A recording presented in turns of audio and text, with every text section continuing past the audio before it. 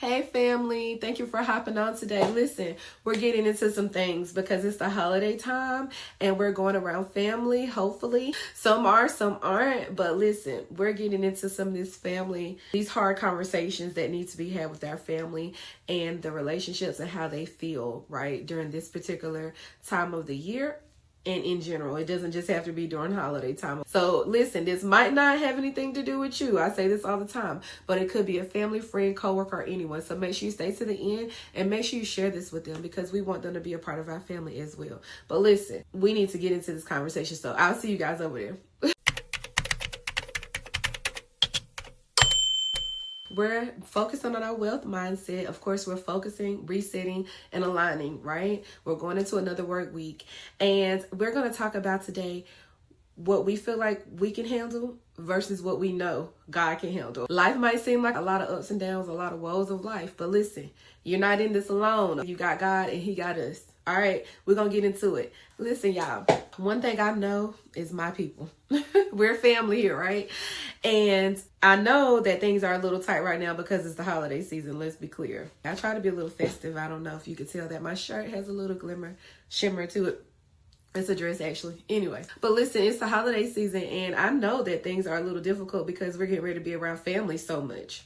Everybody don't get along with their family. Let's just go ahead and be honest. I said it out loud. Yes, it's supposed to be one of the happiest times of the year. However, it's not always happy for people. For one, people don't like spending so much money right here at the end part of the year, especially when it was a hard economy. And then you got to go around your family because if you don't, it'll seem weird and you'll seem like the problem, even though there could be so many other people in the family that's a problem. And nobody in the family wants to ever admit that anybody's the problem. But the minute you do something, you're the problem. Let's get into some things. Listen, you guys, we can't always help what family we're born into. But one thing life has taught me, and I'm praying that it teaches you, and if it hasn't yet, maybe I can be the gateway for you to see this. You can always build a family. You don't have to just only be family with the family that you were born into. You can literally establish a whole other family by making one yourself, meaning getting married, having children, or either getting married and taking on your partner's children, or either literally you can become family with your friends and their children. And then they say you have this huge family of nieces, nephews that you just didn't even see coming, and everyone loves you as if you were literally blood. That is a great way to establish a family that was born out of love and appreciation because you chose them and they chose you in adulthood, right? It's a lot different feeling like someone has to deal with you versus someone who wants to deal with you because you created the relationship. I know we're coming in hot with solutions early on this time, but we don't have time to waste because literally family is in and out the fourth quarter of the year. And we're trying to not be dealing with a lot of unnecessary things because we have a huge year coming in front of us, which is 2026. And we're trying to really lock in and get our self-aligned with that year and while we're still in this one, right? And so I'm right there with you guys. Let's be clear. My father passed away when I was really young. So I have a whole other side of my family that I know, but I feel like I could genuinely be a lot closer to if I would have spent more time growing up with them. And so as adults now, we're choosing to have that time. We're choosing to have those relationships. We're choosing to foster those times a lot better outside of the people who brought us into this family, which were our parents. Everyone on that side of my family, as far as my dad and his siblings, have passed on. And now the children have a responsibility if they want to keep things going in a positive space, right? It's so many of us now, and we can either choose to live in the past of whatever our family parents had going on, or either we can start new relationships, have new level of closeness and bonds and time spent, meaning family reunions and just things like that. The ones that are local can get up together more. The ones that are not still coming in more. We are choosing to have this relationship. And I will show you guys at the end, we had a cousins gathering this summer and it was a beautiful thing. And I will show you guys at the end that event that we decided to do together, right? So I'm bringing this up to say that a lot of family trauma and a lot of family BS is coming from the people who are potentially not even here anymore, or people who have chosen to live in that space, and that's on them. We don't have to inherit trauma and issues that are just not ours. We literally can break that generational curse in order to have better relationships in this world. And meaning, even if it's not going to be in the family that you were born into, you literally can just foster a whole other family and just be happy and live in that. But I will tell you guys, ultimately, if you knew your family, it's very hard to act like they never existed, because something about them you love, something about them you do have a connection with, and it's going to always yearn you to want to be back around them or in their lives to some degree. But you do have to start discerning in this space, because you are meant to be here as well, and you have a divine purpose on your life as well. And you can't let anything stop that from happening, right? You need to flow through it. Everything has to be a flow. We are a part of each other's lives. We are not strongholding each other's lives. We want to see everybody do well. We are not here to be negative towards each other. We're here to love, right? So that we can all get to our greater destiny, right? And so if that's the mindset, right, you can definitely still be a part of your family's life. You just have to have discernment, and you do have to still have boundaries if you feel like it's not a super healthy environment for you to be in for long periods of time. I just wanted to touch on that, because a lot of times we are just scared. We don't know how to have the conversation. We don't know how to have the relationship. So therefore we just stay completely away from it. And I'm here to tell you that you can do that if that's what works best for you. But if it's not working best for you, meaning you're still stressed out by doing it that way, you have to figure out a way to have some of it without overdoing it, overwhelming yourself, as well as getting around people and not being the best version of yourself, because ultimately you're not healed, right? From whatever they might have done to you or whatever you might have done to them, and you felt like they should have forgiven you. Everybody does not forgive at the same pace. I will also tell you, everybody does not love the same way. So just because someone's not loving you out of one of your love languages, they may not even know what love languages are. They may be just genuinely trying to love you from whatever capacity they have. And if that's really just not enough for you, then you have to sometimes say that, and they might still have that answer. This is the best I can do. And if it's just not going to work for you, then you didn't have to discern whether you want to be a part of that relationship or not, or if you can have enough sympathy and empathy for you to say, you know what, I can accept it. At least I'm getting something that is making me feel good and treating me good, where you're not just being mean to me, rude, and being snarky and stuff like that. If you're actually showing love from the best position you can, then I can maybe accept that. But once again, you don't have to. It's just you have to learn how to discern these things and process them a lot better versus just coming at things from a position of anger.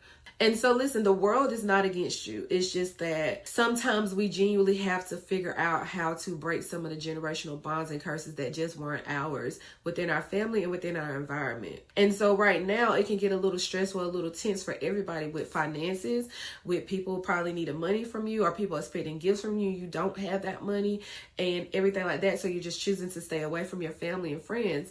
But I'm telling you, sometimes having just clear communication goes a long way. I told you guys one way I offset a lot of the holiday season is months in advance. I go ahead and tell everyone, I'm not getting gifts for you guys this year. It's nothing personal. I'd rather spend time or go on a vacation, whatever. And I say that so that they don't feel like they have to get me one either. So if you know you're not going to be giving gifts, you have to be comfortable with knowing you may not get gifts either. Some people might still get you a gift, but you don't have to feel guilty of not getting them one because you've already had that conversation. And if they be like, well, I thought you was joking, that would be the day that they learn you weren't joking. You're never joking when you say things like that. And then that'll just be the moment. And then that'll be the boundary established. And so listen, don't be fearful of holiday time. Don't be fearful of family. You just have to come up with another plan.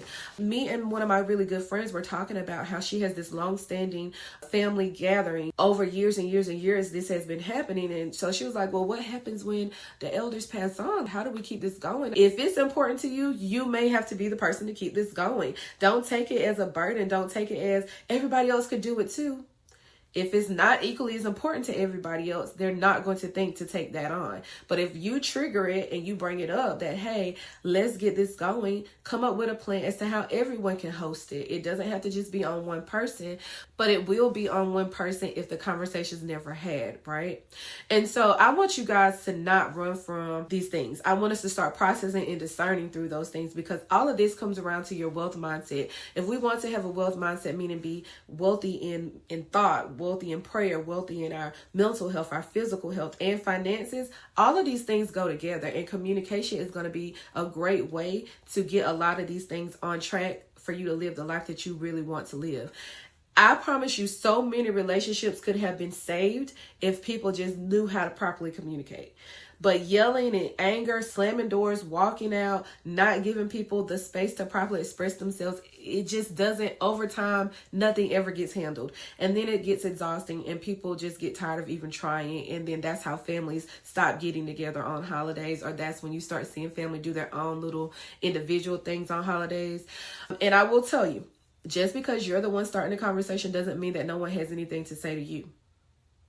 Well, they say every time you point a finger, well, there's 3 pointing back to some degrees, 4 including thumb. Listen, you might be the one that feels like you the smartest one in your family, or you the one that's most put together. And then when you bring up things, you might hear some things about yourself that you were not expecting to hear. And let me tell you something, that is okay, because how do you know how people feel without them telling you? And I would rather somebody tell me how they feel about me, or tell me that I've done something wrong to them, versus me keep trying to figure it out, and then I'm overcompensating and it's still not helping the problem, and now people are taking advantage of me, right? I would rather you just go ahead and tell me what I did and that you're done with me, versus me steady trying to make things right and you don't want to make things right with me.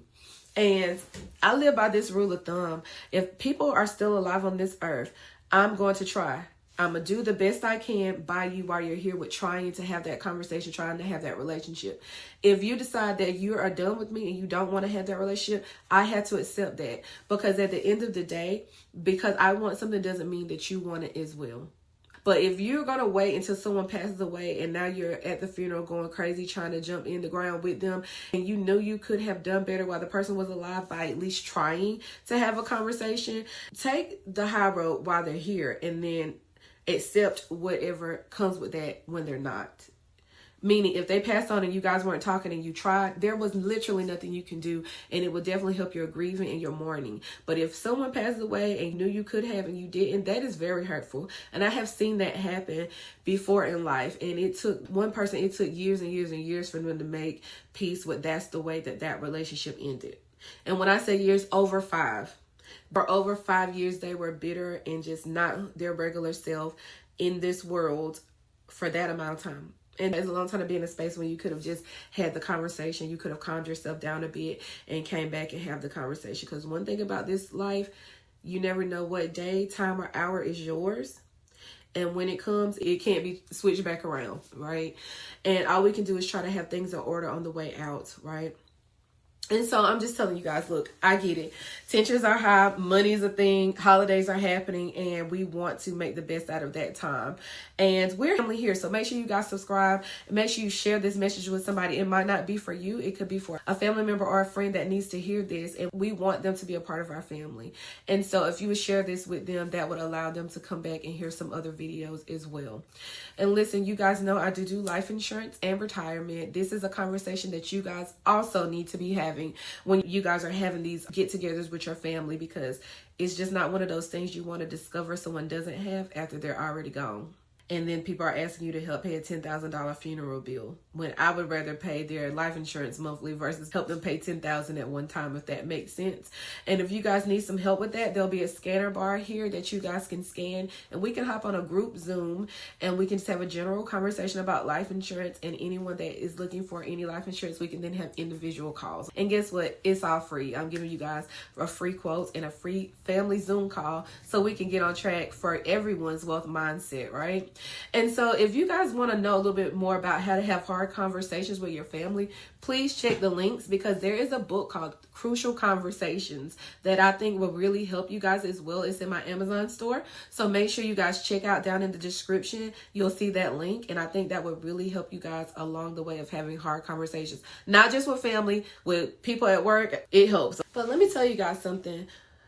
The Lord put everyone in our lives for a reason. We were literally born into the family that we're born into for a reason. Your lineage is important. It matters, right? And I know some people that might be watching this could be adopted and stuff like that, and it's not always easy to know. However, even that happened for a reason, and the family that you ended up with are now part of your lineage, and you're a part of that story for some reason, right? So whether our family makes us super happy or not, whatever the woe is that pushes us away from them, whatever family we then join, that happened for a reason. So don't don't ever get down on yourself thinking like no one cares or I'm not important to a family, because you being born into that family was important. You may be the game changer into life as to what way the trajectory of your family is going to go. Remember, I tell you guys all the time, Jesus came from someone's lineage. So you are important to this world and you're important to your bloodline and your family. It's just that the human side, the free will that God gave us, still allows us to be bitter toward each other, angry toward each other, frustrated and mad at each other all the time. But we also have the free will to try to right those wrongs. And if people don't want to meet you in that space, the Lord also gave us discernment as to what to do. If you're locked in with the Lord and you're able to properly discern, you can determine, I need to just focus on a lot of my distant family, or I need to just focus on my friend family and those nieces and nephews if you guys don't want to appreciate me at this point. Let me tell you something. The Lord has a divine plan for your life. The Lord did not put you here for no reason. And the Lord wants you to have people. I think we're meant to have a sense of community. And once again, we can't help what family we're born into. However, it was for a reason. I can tell you guys that. And all you can do is try to communicate through the hard times and the shortcomings. And if people don't want to meet you there, then you then have a responsibility for yourself to create that family you're looking for, to find those relationships and those friendships, not to be bitter and just say the world doesn't love me, because that is not true. We definitely love you, and we would love for you to be part of our family here. So I'm glad you guys watched to the end. I just want you guys to know that at the end of the day, the Lord can handle it. You are human and you have human instincts, but the Lord, He is end all be all, right? And He put you here for a reason, and He will also connect you with those people that can catapult you into the divine path that He has for you. So there's nothing too much for the Lord to bear, even family stuff, even family behaviors. Everything, He knew it was going to happen, and He knew that you can handle it, and He knew what way you would go about it. But He did give you free will. So if you know you're going about it from the standpoint of being angry and just distant and treating everybody cold because of something that happened and you haven't properly communicated that, then guess what? You are part of the problem. I'm sorry, but that is the truth. And so listen, thank you guys again for hopping on, family, and staying to this point. And I really hope you took away something here. And if you did, make sure you subscribe, right? And once again, share this with someone you think would need to hear it. How to have a great relationship with people who are your family and people who are not. And sometimes you just have to create your own family. And that's fine too. I love my friends. I love their children. And it's a great relationship, a great bond. And I also love my cousins. And also stay tuned so you can see how my cousin's event went this summer that we decided to have together. All right, family. I'll see you guys on the next one.